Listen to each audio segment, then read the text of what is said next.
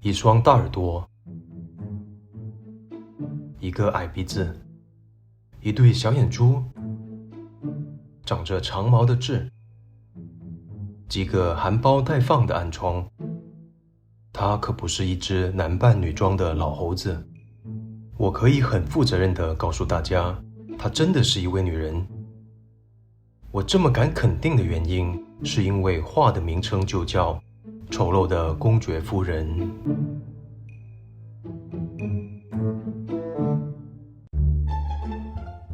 虽然长得确实不讨喜，但这倒也不影响她的风骚。她穿着一件非常紧身的长袍，试图将她皱巴巴、已经漏气的胸部推到最高点。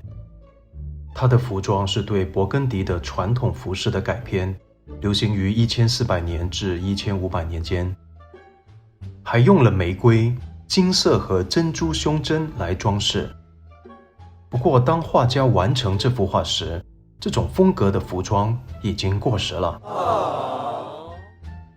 他右手拿着一朵红色花蕾，这是订婚的象征，表明他正在努力绽放，来吸引追求者。然而这朵花蕾被取笑为可能永远不会开花。他戴着年轻人爱穿的贵族角头饰，这种打扮很有青春活力。可惜从他的相貌来看，青春只是一个传说。这幅怪异的作品是由昆汀·马西斯创作的。别看他丑，他可是英国国家美术馆最受欢迎的画作之一。不过我们不禁会问，为什么会有人想画他？依我看，应该就是五行缺钱的人。如果不是为了生计，谁会愿意画这样的画？从他一身精致的打扮和装饰来推测，他是一位有权又有钱的人。她很有可能是富贵人家的千金小姐，甚至可能是一位真正的公爵夫人，自然出得起价钱让马西斯为她作画。这幅画通常被解释为一部讽刺作品。当代学者认为这是马西斯对物质文化的一种嘲讽，特别是针对那种人老珠黄还在痴迷于保持年轻外表的老女人。这幅画的出现促使观众思考内在美与外在美的关系。表面上，这位女子精致的衣裙、珠宝首饰和萌芽的花朵，理论上是代表青春美丽。然而，她的内在美体现在她令人不悦的外表上。在那个时代的欧洲，一个女人只要老了、丑了，就会被理所当然地视为毫无价值。人们可以肆意地公开对她们进行嘲笑和侮辱。尤其是这种穿戴越是体面的老女人，就越会遭到攻击。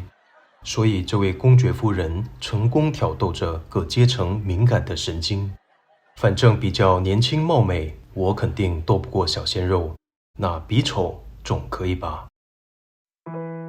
不过如果我告诉大家，她有可能是可怜的受害者，一个时代的病患，你应该笑不出来了吧。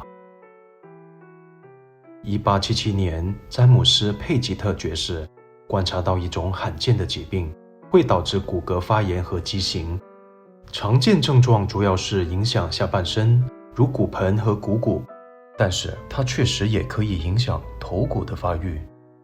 到了本世纪末，这种变形性骨炎被称为佩吉特病。我们眼前这位公爵夫人很有可能就是一位可怜的病患。学者们现在正在使用这位丑陋的公爵夫人来证明这种疾病早在16世纪就已经存在。1490年，达芬奇创作了一系列他称为怪诞头像的素描。该系列中包括一幅与马西斯的丑陋公爵夫人非常相似的草稿。对于谁比较早创作这幅画，谁才是原始创作者，一直存在争议。因为马西斯和达芬奇在职业生涯中时常保持通信，还会共享工作成果。然而，从底图和主要草图来推断，学者们认为马西斯很早就创造了这位公爵夫人。另外，许多学者认为马西斯的这幅画影响了约翰·坦尼尔在1865年的《爱丽丝梦游仙境》中对公爵夫人的插画人物设定。首先，因为插画版的公爵夫人非常丑陋；其次，因为她的下巴正好可以靠在爱丽丝的肩膀上，这是一个让人非常不舒服的尖下巴。作者刘易斯·卡罗尔没有在他的书中明确描述公爵夫人的脸，他只是在第9章描述了这个角色，称爱丽丝不太喜欢和他这么亲近。1974年，珍妮·布莱克将这幅画移赠给英国国家美术馆。它原本是巴黎雅克马尔安德烈博物馆的一幅双联画的一半，上面另有一幅马西斯画的老人的肖像。2008年，老人的肖像被借给国家美术馆举办展览。丑陋的公爵夫人终于脱单。Oh no！ 两人在美术馆过上了不可描述的快乐生活。